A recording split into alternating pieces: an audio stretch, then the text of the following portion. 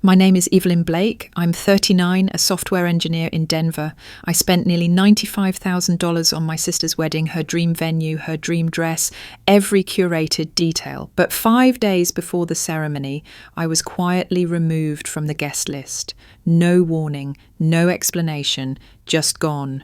Like I never mattered. If that were you, what would you do? Cry in silence, smile and swallow it, or tear down the whole dream they built on your back. If you've ever felt like the backbone of a family that never turned around to check if you were okay, this story is for you. I was born in the dead of winter, during a blizzard that closed schools and buried driveways in Vermont for 3 days. My mother always said I came into the world quiet, calm, eyes wide open, as if I already knew what was waiting. They named me Evelyn, not after anyone in the family, just because it felt strong. That, I suppose, was the first expectation ever placed on me. Be strong, be steady, be the one who doesn't need much. Our house sat at the edge of a pine grove just outside Montpellier, with creaky floors and windows that hissed during storms. Inside lived 4 people: my father, who worked double shifts at the power plant, my mother, who alternated between exhaustion and overcommitment, me and my younger sister, Madison. 4 years younger, Madison had golden curls, an allergic reaction to homework, and a talent for turning even the smallest scrape into a household emergency. She cried often loudly and with impressive timing. I didn't. Madison's nickname was Baby Bird. Mine was our little helper. When Madison spilled milk, I cleaned it. When she forgot her gloves, I lent her mine. I was praised for being mature, responsible, understanding. And every time I asked why she got a free pass while I got the chore list, the answer was always the same. You're older, Evelyn. You can handle it. I was 6 the first time that phrase fully landed on me. Madison had knocked over a vase at my grandmother's house, shattering it across the carpet. My mother gasped, turned to me and said, "Why weren't you watching her?" No one asked Madison why she ran wild in a room filled with crystal.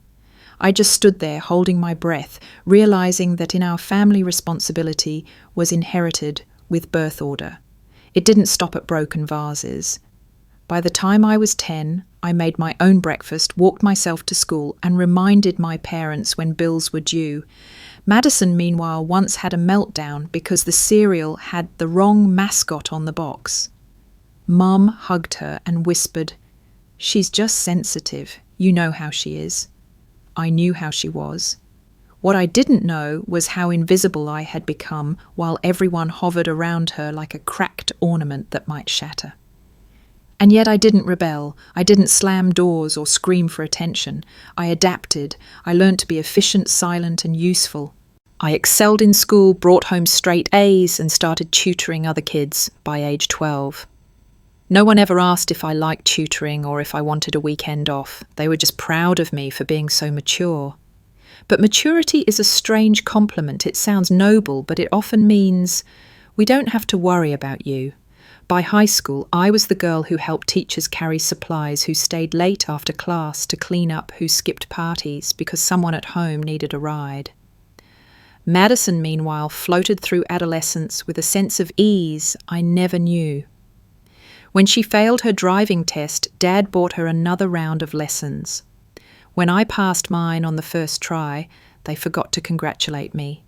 "You always do well," Mum said. "That's just who you are. That's just who you are." A phrase that sounds like recognition but feels like offence. It boxed me into a role I never applied for, the default adult, the emotional mule, the one everyone relied on but no one truly saw. I once overheard my aunt telling my mum, "Evelyn's so self-sufficient, it's like she raised herself." My mum laughed and nodded proud. I remember walking away heart heavy, wondering if they realised that wasn't a compliment. It was a quiet confession that I'd gone unnoticed. And unnoticed is exactly how I stayed until the day I stopped.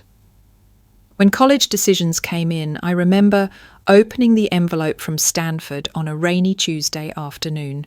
Full ride, honours program. My hands trembled with something between relief and disbelief. I ran to the kitchen where Mum was peeling carrots for dinner. I held out the letter with a proud smile. She read the first line, blinked, and smiled softly.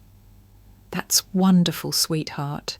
But don't mention it too much in front of your sister. She's been really stressed about her application to Greenfield Community.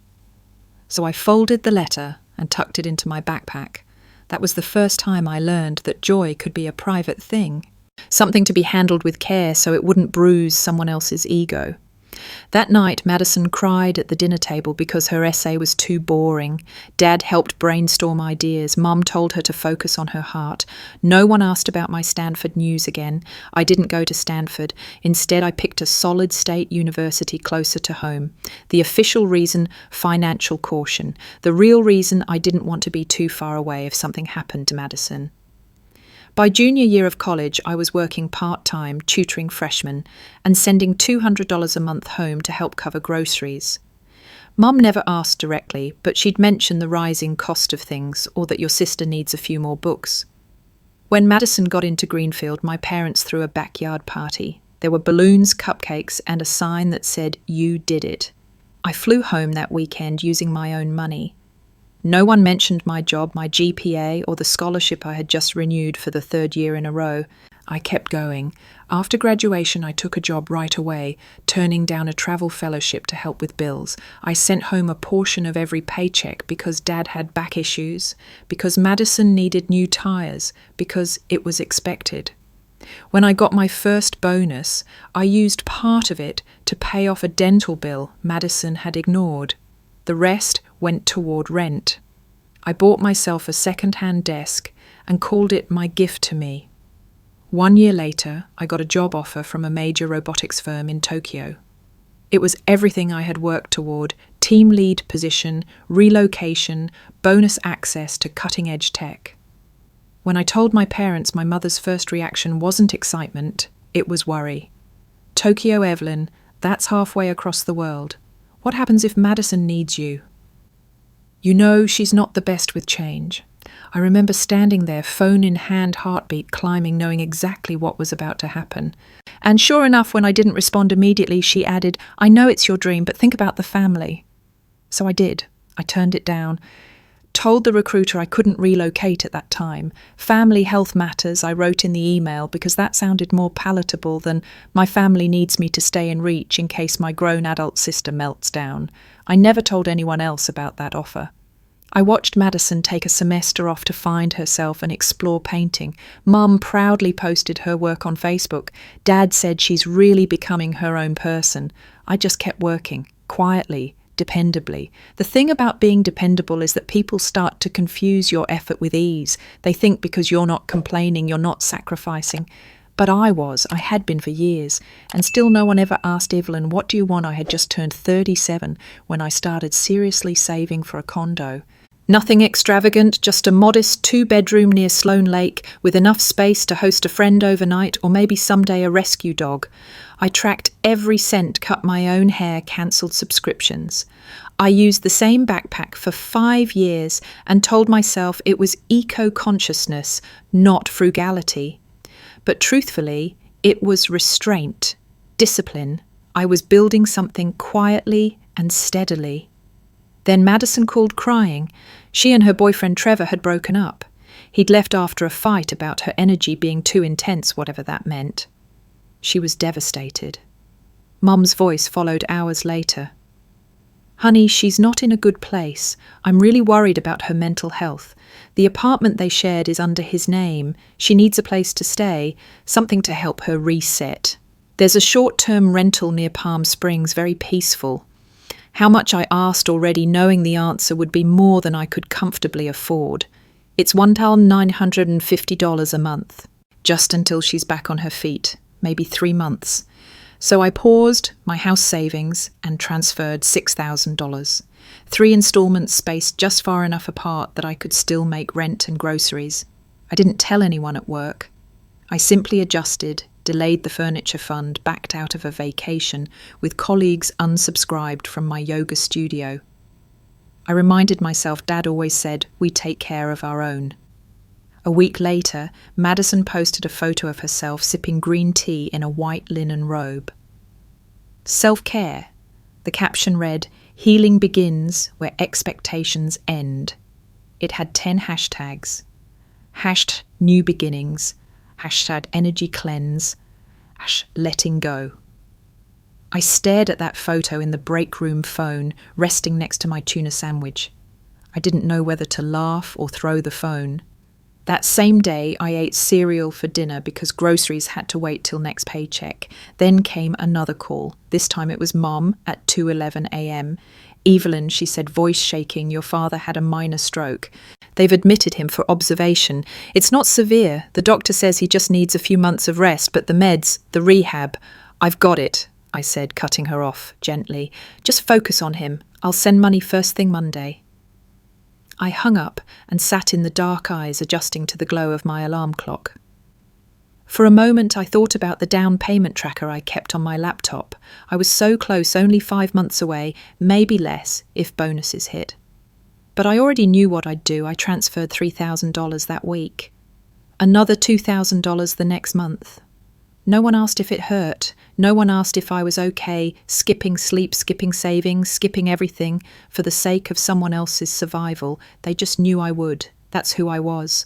That's who I had always been, the dependable one, the good one.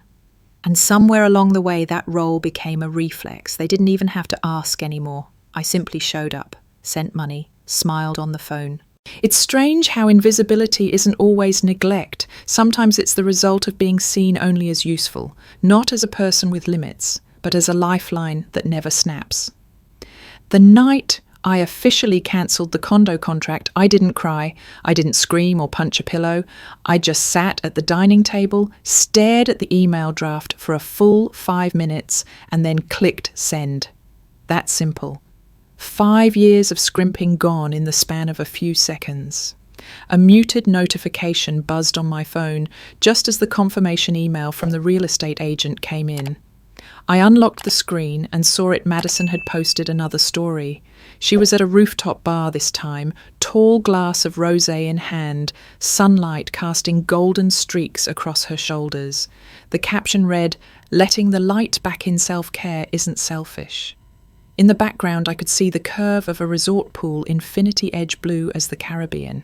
It didn't look like healing, it looked like vacation. I blinked at the screen, then replayed the story again. 10 seconds of luxury, 10 seconds of her smiling at the camera like nothing in the world had ever hurt her. I stared at the frame, frozen on her face, and felt my stomach twist. I hadn't bought a new winter coat in 3 years. That same morning, I had chosen between paying for my internet or groceries, and she was lounging in a spa hotel with a glass of wine I probably funded. So I called. "Hey," I said, as she picked up voice bright and airy. "Where are you staying right now, Palm Breeze?" she answered without hesitation. "It's got this amazing view of the mountains. You should totally come visit. Palm Breeze, isn't that a luxury?" "Oh my God, Evelyn," she cut in, sighing. "Are you seriously about to guilt me right now? I'm just asking," I said, my voice lower, measured. "I thought you needed a quiet place to recover. This doesn't look quiet." "I am recovering," she snapped. "And just because I post one drink doesn't mean I'm not doing the emotional work."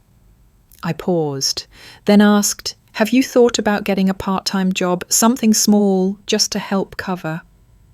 There was silence, then a sharp laugh. "Wow, you really don't get it, do you? Not everyone is like you, Evelyn. Not everyone has it all figured out. Some of us need space to breathe." I tried to explain. "I'm not asking you to figure it all out. I'm just asking if you could meet me halfway. I'm juggling rent, helping with Dad putting things on hold." "Oh my God," she snapped again. "You're making this about money, about how hard your life is."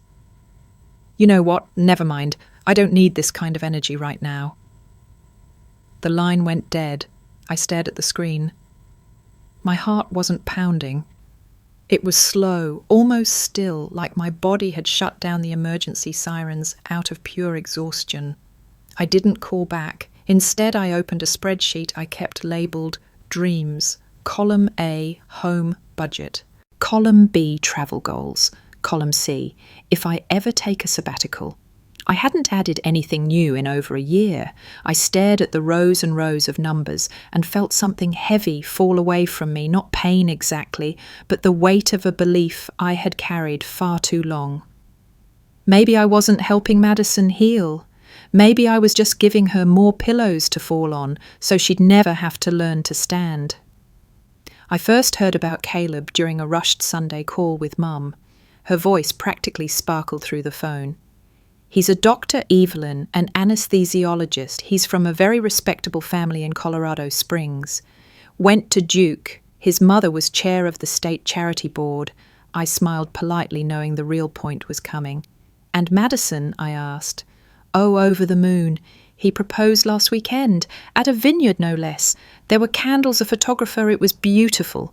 Sounds elaborate. Well, it's their style, she said. They want to have a fall wedding. Something elegant, timeless, maybe at Lake Arrowhead or Fairmont Tahoe. The next part came like a gentle wave, predictable but still wetting your shoes. You've always had such good taste, Evelyn. And let's be honest, Madison doesn't have anyone else to lean on financially. Brandon's family is helping too, but, deposits, vendors, dress fittings, it adds up. There it was. The soft push dressed as flattery. I didn't answer right away. You know your sister, Mum continued. She's not strong with numbers. If you could help handle the financial part, it would mean the world. You're so good at organising these things. Madison texted me 3 hours later, a photo of a venue brochure and a message, OMG, this one has a view of the lake and a string quartet option. I can totally picture it. The venue deposit was $14,000. Over the next 3 weeks, I sent payments for the custom invitations, the florist consultation, and a Paris-imported dress Madison had cried over on Zoom. It's the one, Evelyn. I can feel it. I paid for the photographer, the welcome bags, the hand-pressed wax seals for the invites, the cake-tasting flights. I built a spreadsheet titled Wedding Logistics and another named Expenses Breakdown. Each time I updated it, I told myself this is the last item. And each time it wasn't. By month 4, the total was creeping past $65,000. I delayed dental work, declined an offer to attend a tech conference in San Francisco, and cut out everything not labeled essential. I didn't ask Madison to reimburse me. I didn't even hint at it. Part of me still believed maybe this is how families work. Maybe this is love shown through sacrifice. When she sent me a message saying, "You don't have to get me anything else. This dress is enough," I reread that line 5 times. Not as gratitude, but as relief. Like she was releasing me from a debt I never agreed to.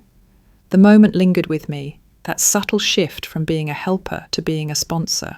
A silent ATM. A backstage worker in a production I was funding but never truly invited to. Still, I stayed quiet. I thought maybe when the wedding's over they'll look back and say, "We couldn't have done this without you." Maybe. It was a Wednesday afternoon when the email came in. I remember because I had just finished a presentation on a new diagnostic AI tool, and the applause from the conference room still rang in my ears. I returned to my desk, opened my inbox, and saw the subject line, Update Guest List Finalization, Whitmore and Blake Wedding. I clicked without hesitation. It was a PDF attachment from the wedding planner, polished and formatted like a magazine spread. Names, seating charts, colour-coded sections. I skimmed through the page titled Bride's Family, then went back to it, then scrolled again. My name wasn't there. I thought maybe I missed it. Searched with Ctrl+F. Nothing. I sat still for a full minute, blinking at the screen, trying to rationalise. Maybe a typo. Maybe I was moved to another table. Maybe the file was outdated. So I called my mother. She answered on the 3rd ring. "Hi, sweetheart. Everything okay?" "Hey," I said, forcing steadiness. "I just got the updated guest list from the planner. I think there might have been a mistake." There was a pause, too long to be accidental. Then she exhaled. "Evelyn, I was going to talk to you about that." I stayed silent. "Madison and Caleb have been a little stressed about the dynamics," she said carefully. "And with Fiona Caleb's mum being very particular about the atmosphere, they thought, well, maybe it would be more peaceful if you didn't attend the ceremony itself." More peaceful, I repeated flat. Yes. You know how sometimes your energy can be strong, intense, reflective. They're worried it might disrupt the tone they're trying to set.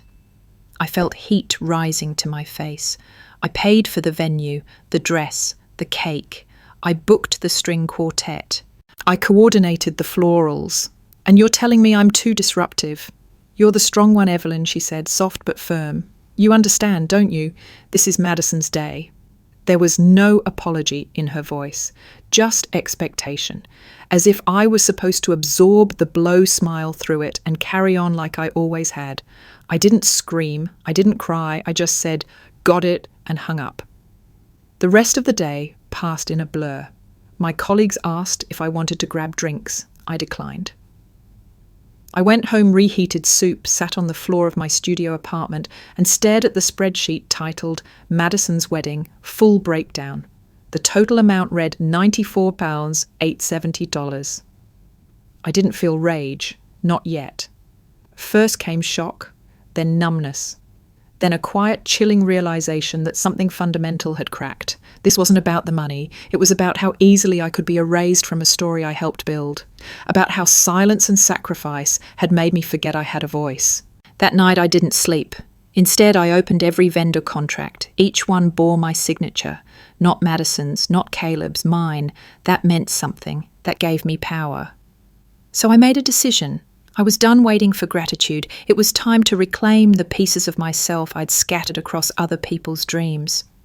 The next morning I brewed coffee with deliberate slowness, the way some people sharpen knives before a ritual. The bitterness grounded me. I sat at my kitchen table, opened my laptop and pulled up the folder labelled Vendors, Madison Wedding. Inside were 21 subfolders, invoices, contracts, emails, confirmations, all of them signed by me. The first contract I opened was from the venue Fairmont Lake Arrowhead. I remembered the day I submitted the deposit. Madison had sent 3 heart emojis and a photo of herself spinning in the garden.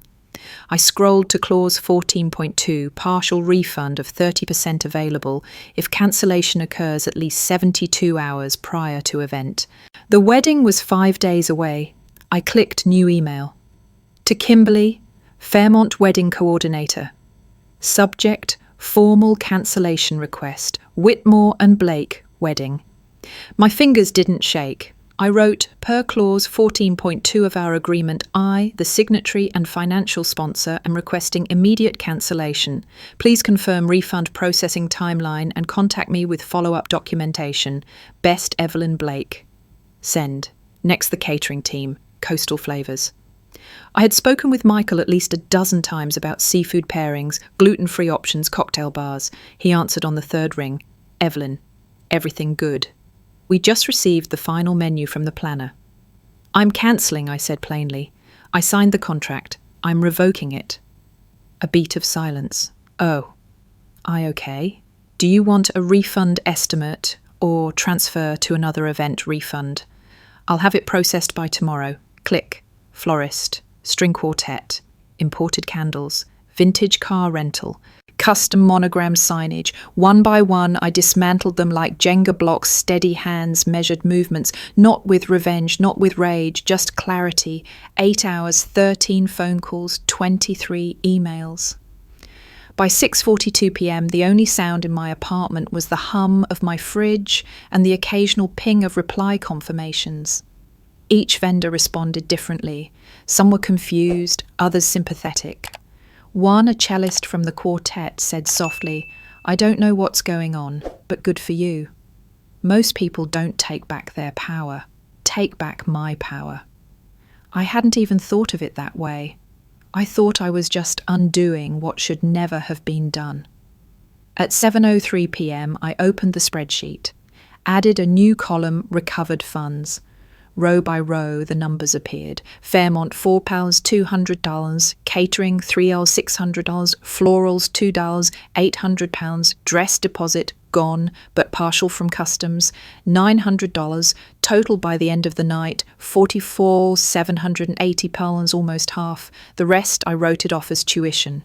Expensive, but clarifying. I didn't text Madison. I didn't call my mother. I didn't leave a note. I simply did what I had never done before, acted in my own name, for my own sake. No applause, no drama, just a quiet demolition of the story they tried to write me out of. By Friday, the emails started changing tone. The first came from the photo booth company, a polite message phrased with careful neutrality.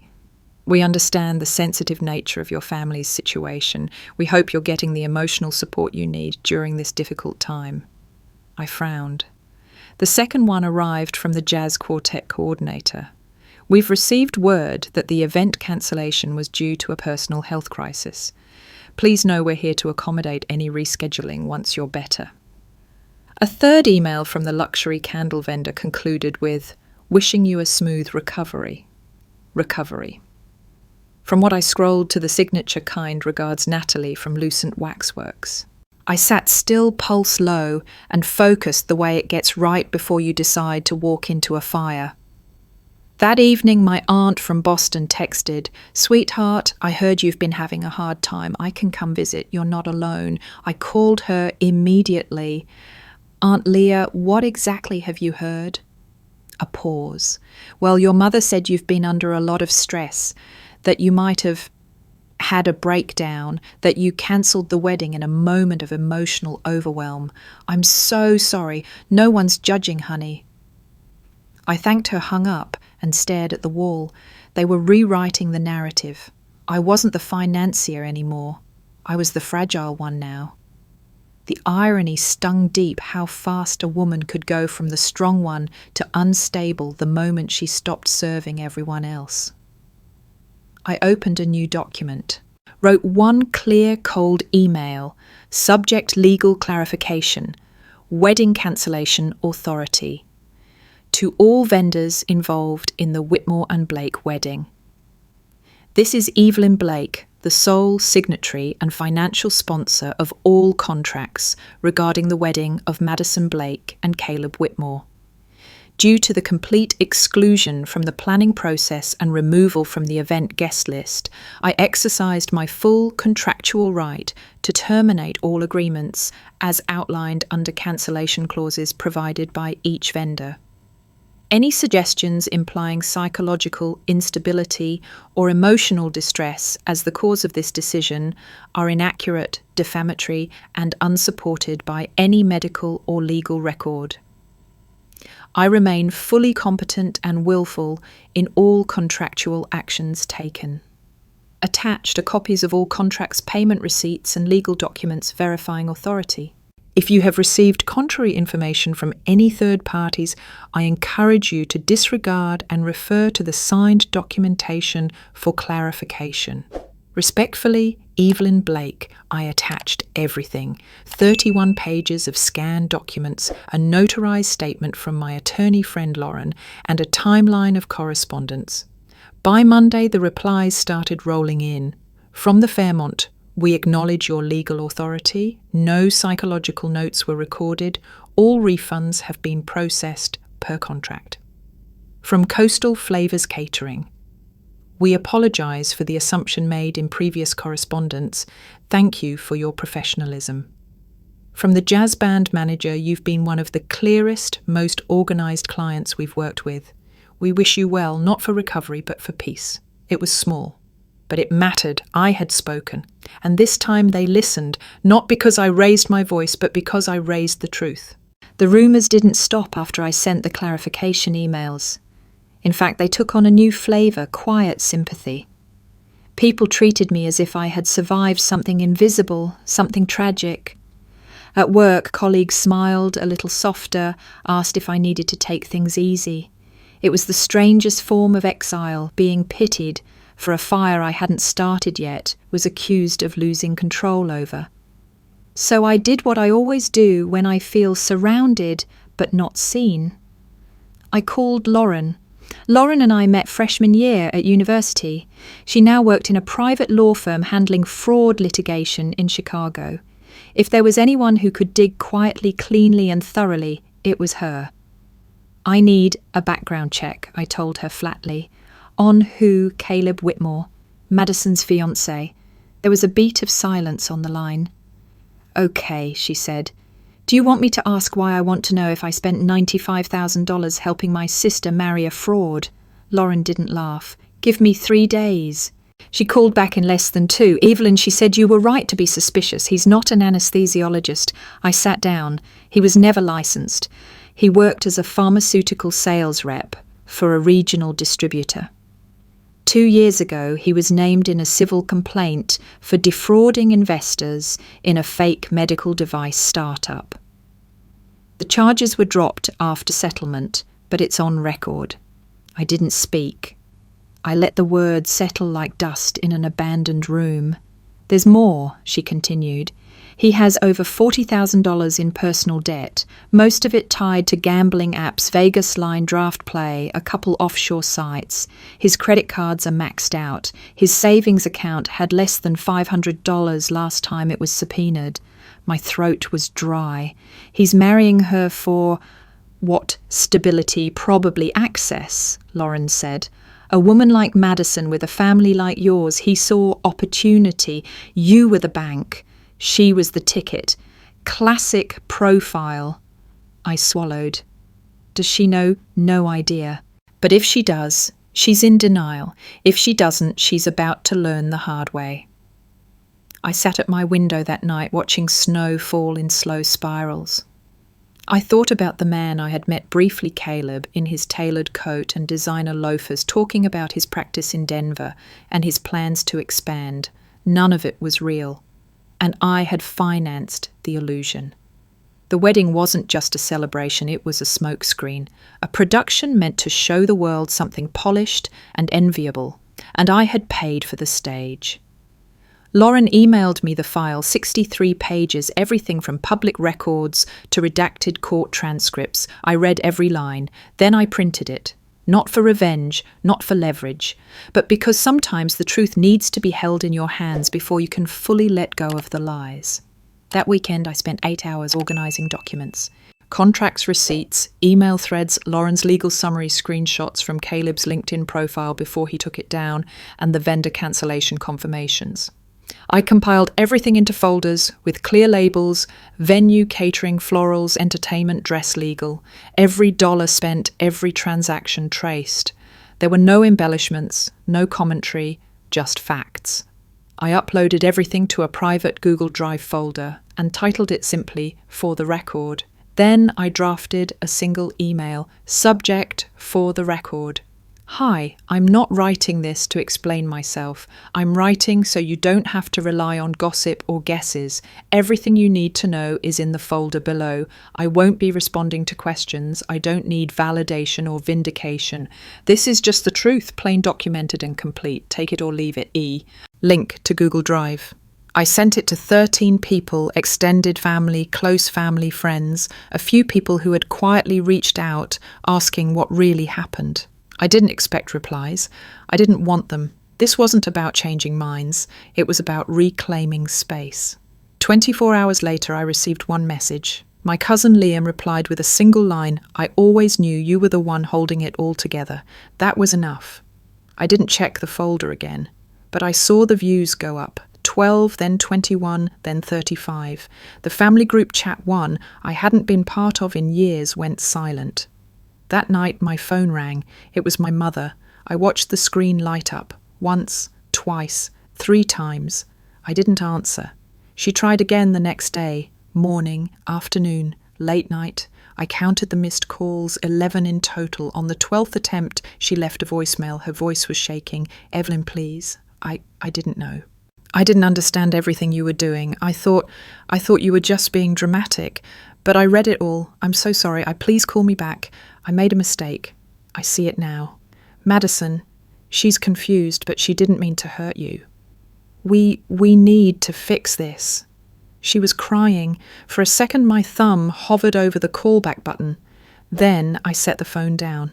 Because what she called a mistake, I had lived as a role. A permanent position in the family narrative, the reliable one, the rational one, the expendable one.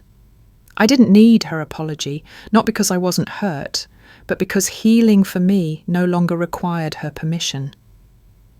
The wedding did happen, Just not the way anyone had imagined. It wasn't held at the Fairmont Lake Arrowhead. That booking was gone. So was the floral arch flown in from Ecuador, the jazz band from New Orleans, the custom candlelit dinner beneath a string of imported lanterns. Instead, the ceremony took place in a multi-purpose community hall on the outskirts of Littleton. One of Caleb's family contacts managed the property and offered a last-minute deal. It had linoleum floors, stackable chairs, and windows covered by faded peach curtains. There were no professional centerpieces, no string quartet, no vintage photo booth, or monogrammed welcome bags. Instead of her Paris-imported dress, Madison wore the white cocktail-length gown from her engagement party. The hem had been altered slightly, but not enough to hide the fact that it wasn't meant for walking down an aisle. The photos were grainy, taken on phones.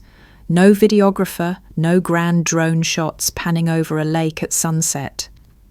Just a shaky clip of them saying vows under a dusty arch decorated with plastic ivy and battery-powered lights. I wasn't there, of course, but I didn't need to be. That Saturday, while the ceremony unfolded in an overlit hall, I sat by the window of a quiet cafe in Denver sipping black tea. It was raining thin, cold streaks on the glass, and I watched the droplets slide down like they were in no rush to reach the ground. Around noon, my phone buzzed. It was a message from Morgan, a colleague turned friend, who happened to be cousins with Caleb's second cousin. She had attended out of obligation, and what she wrote was short but vivid. "Evelyn, I don't know what happened between you and Madison, but the wedding felt cold, like something was missing. No flowers, no music, just a Bluetooth speaker in the corner. And Madison, she kept looking around like she was waiting for someone who never showed." I reread the message 3 times. I didn't reply, because what was there to say? The production had been staged, the audience had shown up. But the soul of it, that thing that makes a wedding more than just paper and lace, had been hollowed out. Later that evening, another message arrived. This one from Judith, a family friend, who still used email for everything. "You didn't come. People are saying you've disowned the family. Anyway, the bride looked a bit sad. Hope you're doing okay? Sad." That word lingered in my mind longer than it should have, not because it surprised me, but because it didn't. Even after all, that part of me still hoped she'd be radiant, that all the sacrifices might have meant something if they at least brought her joy. But joy built on erasure never lasts. That day, I didn't cry. I didn't scroll social media or look for photos or dig for validation. I just sat there, letting the quiet wrap around me like a weighted blanket. For the first time in a long time, no one needed anything from me. And I realized I didn't feel empty. The wedding did. The Monday after the wedding, I called a therapist. Her name was Dr. Yates' gentle voice office with tall windows and ginger tea always on the shelf. I didn't say much during the first session, just enough to explain why I was there. "I'm tired of being seen only when I'm useful," I said. She nodded like she'd heard it 100 times before. Over the next few weeks I returned. I talked about growing up invisible, praised only for my resilience. I talked about how guilt had been my compass for too long, guiding every decision, silencing every need. "I want to learn how to set boundaries without apology," I told her once. "Without guilt, without a disclaimer." Dr. Yates smiled. "That's not selfish, that's maturity." At the same time, I joined a mentorship program for women in tech. It was a weekly group that met on the 6th floor of a co-working space downtown. The women there didn't ask me about my family. They asked about my ideas, my wins, my voice. No one told me I was too intense or too reflective. They called me precise, insightful. I wasn't Evelyn the fallback. I was Evelyn the builder. Little by little, I let go. I changed my phone number. Not dramatically, just a quiet request through my service provider. No forwarding, no mass announcement, no new digits message, just a clean break. The old number still rang for a while. I saw the missed calls stack up through my voicemail portal. My mother, twice, then once more a week later. After that, silence. I didn't chase it. I let it be. It was strange at first, the stillness. No emotional fires to put out, no financial emergencies to resolve.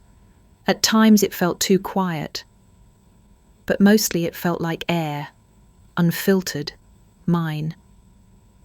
Then came my birthday. I woke up, made coffee, sat by the window. No texts, no emails, no calls. I checked my social media out of habit. Nothing from family, no generic happy birthday posts from people who remembered because of an algorithm. And still I didn't feel sad. I felt calm. It was the first birthday in years where I didn't perform happiness to ease someone else's discomfort, where I didn't spend the day juggling feelings or fielding lukewarm praise wrapped in family guilt. Instead, I treated myself to brunch at a little bistro I'd always passed but never entered. I ordered the lemon ricotta pancakes and a glass of cava. I brought a novel I'd been meaning to start for months. No one interrupted, no one demanded, and for the first time I gave myself everything I used to wait for from others' attention, celebration, peace. That night I lit a candle, not for ceremony, but for closure. I didn't wish for reconnection. I didn't wish for reconciliation. I wished for consistency, for a life where I didn't need to keep proving I was worth showing up for. And that in itself was the softest kind of freedom. It was a Tuesday morning in late February, the kind where Seattle rain drizzled without urgency and the sky stayed the colour of old paper. I had just poured my first cup of coffee when I heard the soft clink of mail through the slot. Bills fly as a pale cream envelope. No return address. The handwriting on the front was instantly familiar, slanted, deliberate, each curve precise. Madison. I stood for a moment, holding it like it might shatter. My hands were steady.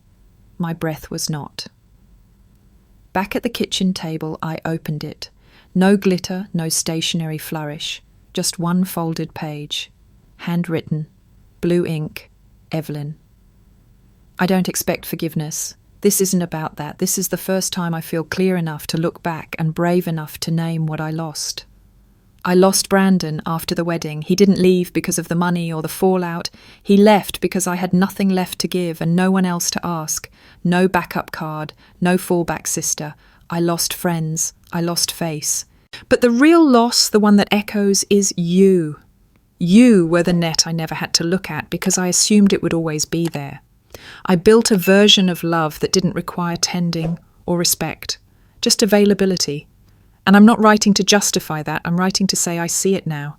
If you can spare one morning neither to reconcile nor to fix, but just to listen, I'll wait, even if your answer is silence. Madison. I read it twice, then again slower. Not for sentiment, for sincerity. The words felt real, not performative, not manipulative, just quiet. I didn't rush to decide. I didn't fold the letter dramatically or clutch it to my chest. I just sat with it. And for the first time in a long while, I asked myself not what I should do, not what was expected, but what I wanted. I wanted to see for myself if she had changed, not to hope, not to fix, just to witness. 3 days later, I texted her a time and a place, a small cafe in the Central District, soft light, grey wood walls, a corner table near the window, not far from where we grew up, but far enough to feel like neutral ground. I arrived 10 minutes early, a habit I hadn't shaken since childhood. The cafe was mostly empty, just a couple tapping away on laptops, and an older man reading the paper near the window. I picked the corner table and ordered a black espresso. Rain tapped gently on the window pane, rhythmic and low, like a soundtrack that knew when not to interrupt. Madison walked in exactly at 9:00. No makeup, no styled curls, just a faded grey sweater jeans that had seen better days and a backpack slung over one shoulder. She hesitated by the door, then caught my eye and walked over. "Hi," she said, voice small but clear. I nodded. "Hi." She sat. We didn't hug, she didn't apologise, I didn't ask her to.